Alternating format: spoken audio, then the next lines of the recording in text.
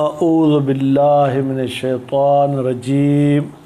بسم اللہ الرحمن الرحیم وبہ نستعین۔ الحمدللہ ہماری گفتگو کتاب الودیعہ کے تیسرے درس میں ہے۔ پچھلے درس میں یہ ہم نے آپ کے سامنے گفتگو پیش کی کہ اگر کوئی ظالم آ کے امانت چھینتا ہے امین سے تو امین ضامن نہیں ہے۔ اچھا، اب آج کے درس میں یہ پڑھتے ہیں کہ اگر امین اس چیز کو بچا سکتا تھا اور نہیں بچایا تو ضامن ہوگا۔ اچھا، کیسے بچا سکتا تھا؟ مثلا وہ اس کو صرف تھوڑا بہت ڈانٹتا اور چلا جاتا، خوب، یا مثلا اس کو یہ کہتا کہ مجھے پانی اپنے ہاتھوں سے پلاؤ تو میں جاتا ہوں، یعنی اس قسم کے کام جو اس کی شان حیثیت کے مطابق ہیں، یعنی تو ایسی صورتحال میں یہ اگر وہ وسائل اختیار نہیں کرتا اور وہ امانت لوٹ کر لے جاتے ہیں تو یہ ضامن ہے۔ اچھا، اگر اس کی بے عزتی ہوتی ہے تو کہتے ہیں وہ بھی کچھ لوگ ایسے ہیں جو ایک لفظ بھی ان کے لیے برا بھلا بولا جائے تو ان کو بہت گراں گزرتا ہے، تو وہ ایک لفظ بھی اسے بولنے نہیں دے گا، بولے گا یہ اٹھاؤ مجھے کچھ گالیاں نہیں دو۔ کچھ ایسے ان کو گالیاں دو تو بھی ان کو وہ خوشی ہوتی ہے۔ تو اگر ایسے امین تھا تو وہ گالیوں کے بدلے میں اگر یہ امانت دیتا ہے وہ ضامن ہے، کیونکہ وہ تو کہتا ہے بھائی کوئی مجھے گالیاں دے تو مجھے خوشی ہوتی ہے۔ اچھا، اور اگر ظالم کہتا ہے کہ تو اپنے جیب سے مجھے کچھ دے تو میں امانت کو چھوڑ دوں گا، وہ تم سے نہیں جو ہے کیا ہے لوٹوں گا، تو اپنی جیب سے دینا ضروری نہیں ہے۔ البتہ ایک صورت میں اپنی جیب سے دے سکتا ہے کہ جب یہ نیت کرے کہ یہ شخص رجوع کرے گا کس پر؟ مالک پر۔ خیر، یہ بحث ظالم کی یہاں تک فی الحال ہم ختم کرتے ہیں۔ اب پھر چلتے ہیں کہ اگر مودع یا مستودع میں سے کوئی مر جائے یا بے ہوش ہو جائے یا آج کل جسے کہتے ہیں کوما میں چلا جائے تو کہتے ہیں یہ عقد باطل ہو جائے گا۔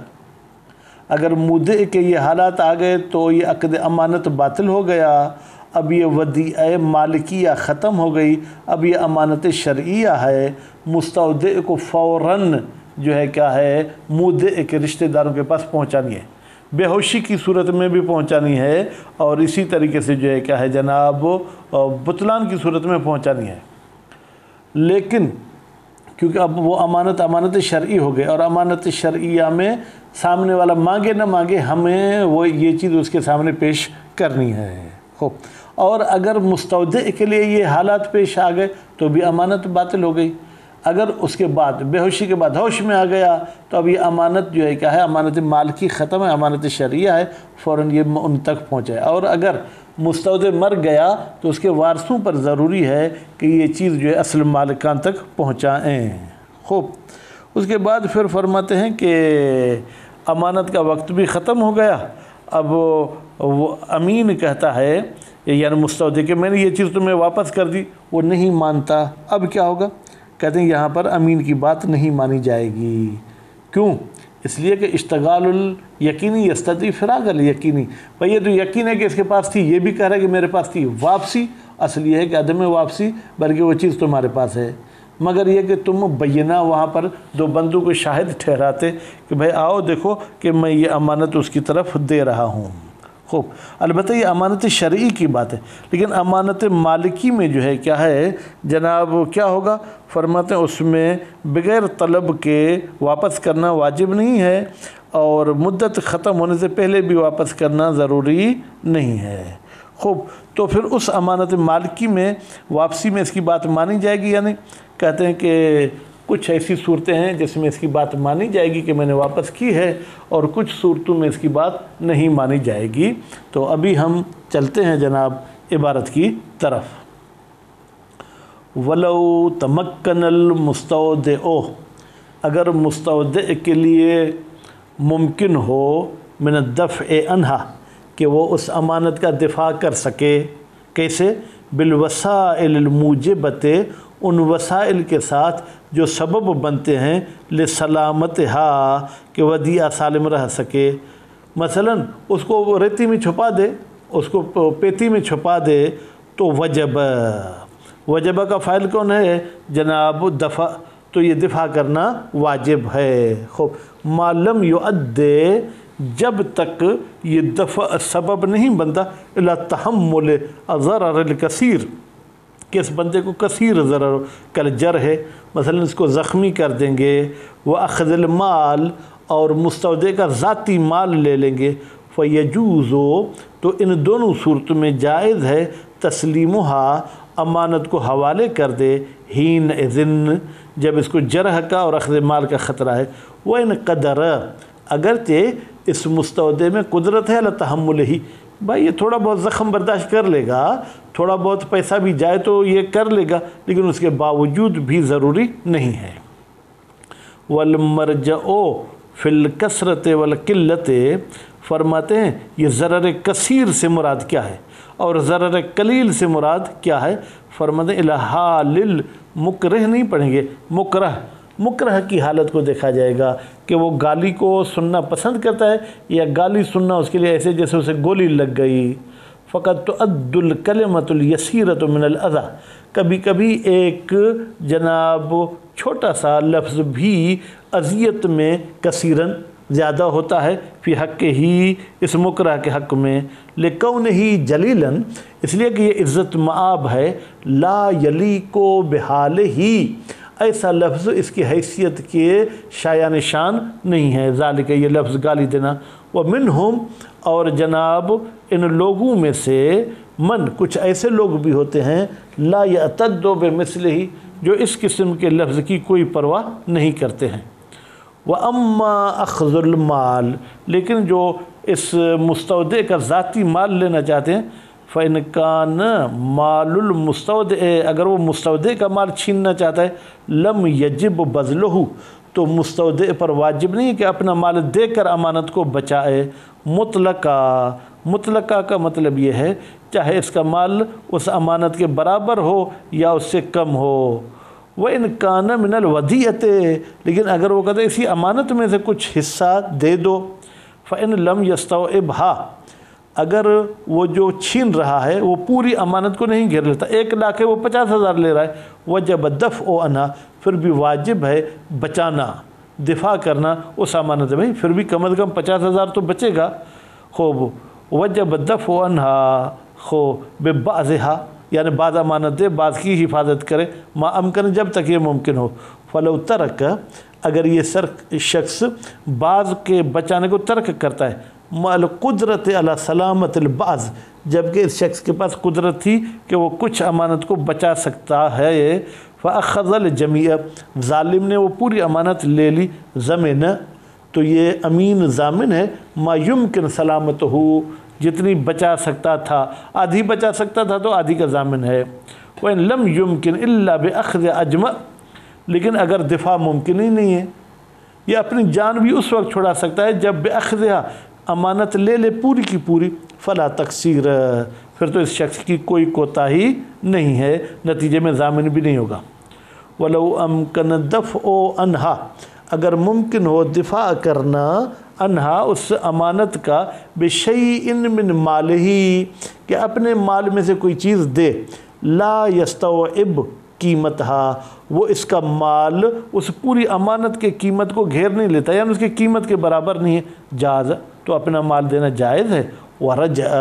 اور یہ اس مودع پر رجوع کرے گا، مع نیت ہی، جب اس نے رجوع کی نیت کی تھی۔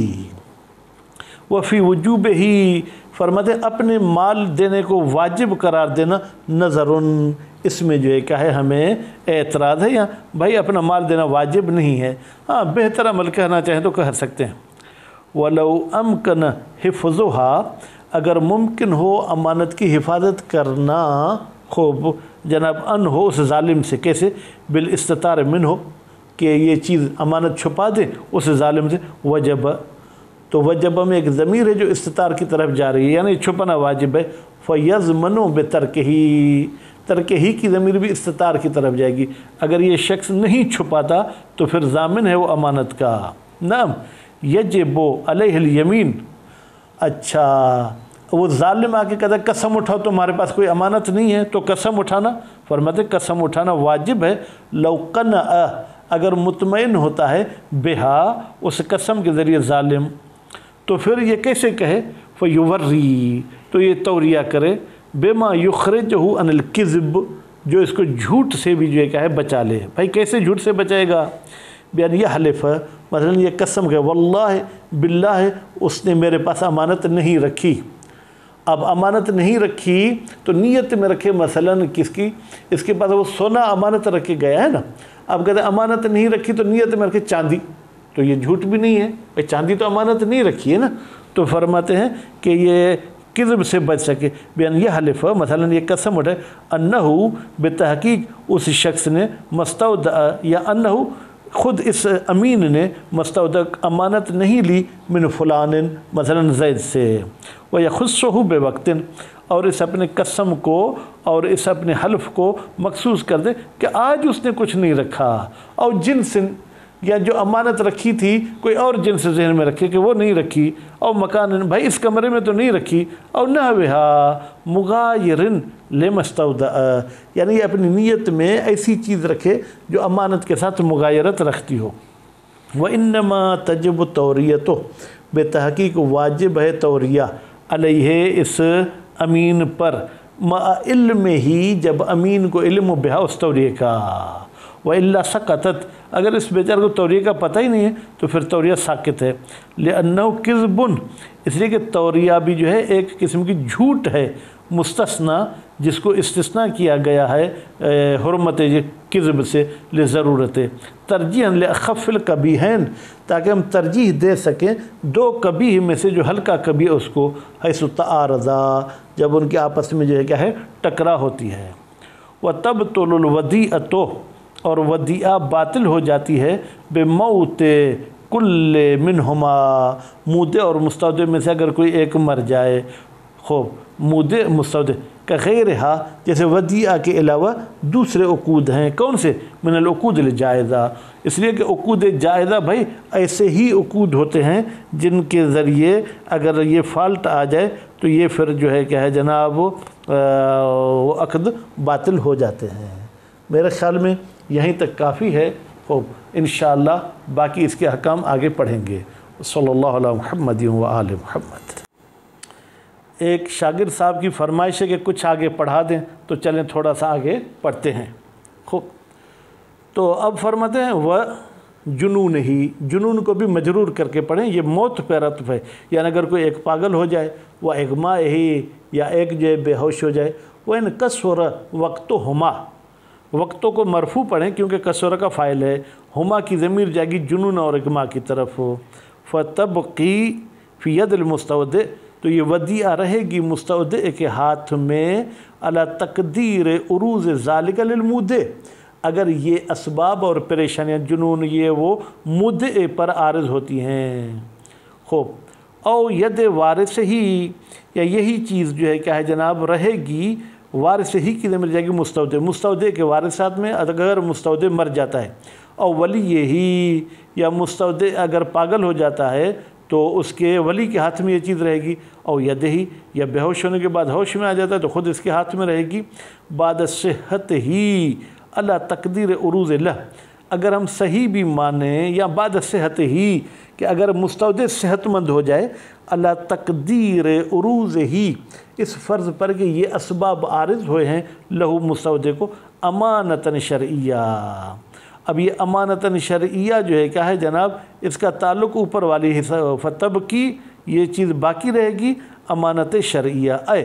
معذون فی حفظہا، امانت شرعیہ کا مطلب یہ ہے کہ اس شخص کو اذن ہے کہ اس ودیعہ کی حفاظت کرے، لیکن مالک کی طرف سے نہیں، من قبل شارع، شارع کی طرف سے اس کو اجازت دی گئی ہے، للمالک، مالک کی طرف سے اجازت نہیں ہے، لبطلان اذن ہی، اس لیے کہ مالک والی اذن تو باطل ہو گئی ہے بذالک، مالک کے پاگل یا بے ہوش یا موت کی وجہ سے، ومن حکم الامانت شرعیہ، اور امانت شرعیہ کے حکم میں ہے جناب وجوب المبادرت الی ردہا، کہ جلدی کرو یہ چیز ان مالکوں تک پہنچا کے آؤ، وَإِن لَمْ يَطْلُبْهَا الْمَالِكُ، اگرچہ مالک اس چیز کو طلب نہیں بھی کرتا ہے، وَلَا يُقْبَلُ قَوْلُ الْوَدَعِ، قبول نہیں کیا جائے گا امین کا قول، خوب وغیر ہی یا امین تو مر گیا اس کے وارثوں کا قول ممن وہ افراد ہی یہ ودیعہ فی یدہی جس کے ہاتھ میں ہے، کس بات میں ان کی بات نہیں مانیں گے، پھر ردہا کہ انہوں نے اس بات کو واپس کر دیا ہے، الا ببینۃ مگر یہ کہ وہ کوئی بینہ جو ہے کیا ہے لے آئیں، بخلاف الامانت المستندۃ الی المالک بخلاف اس امانت کے جو مالک رکھ کر جاتا ہے، تو اس میں کیا ہوتا ہے مالک والی امانت میں فإنہ لا یجب ردھا بتحقیق اس کو واپس کرنا واجب نہیں ہے جب تک مالک بدون طلب نہ کرے،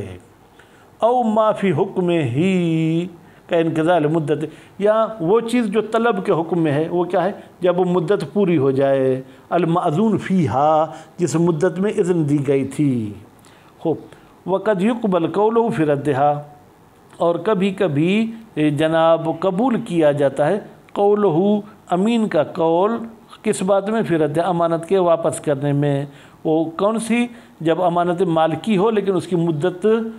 پوری نہیں ہوئی ہو، وقد لا یقبل اور کبھی کبھی اس کی بات نہیں مانی جائے گی جب امانت مالکیہ امانت شرعیہ میں تبدیل ہو جائے، کما اذا قبضھا یا یہ امانت کو قبض کرتا ہے لمصلحت اپنی مصلحت کے لیے، کل عاریت مثلا انہوں نے استعمال کے لیے لی تھی، والمضاربت یا عقد مضاربہ کے لیے لی تھی، تو اس میں تو اس کا ذاتی فائدہ بھی تھا، تو ان دونوں صورتوں میں یعنی عاریہ اور مضاربہ میں اس کی بات نہیں مانی جائے گی اگرچہ امانت مالکی ہے، لیکن اگر اس کا ذاتی مفاد نہ ہو ویسے امانت مالکی ہو تو اس کے رد میں اس کی بات مانی جائے گی۔ صلی اللہ علیہ محمد و آل محمد۔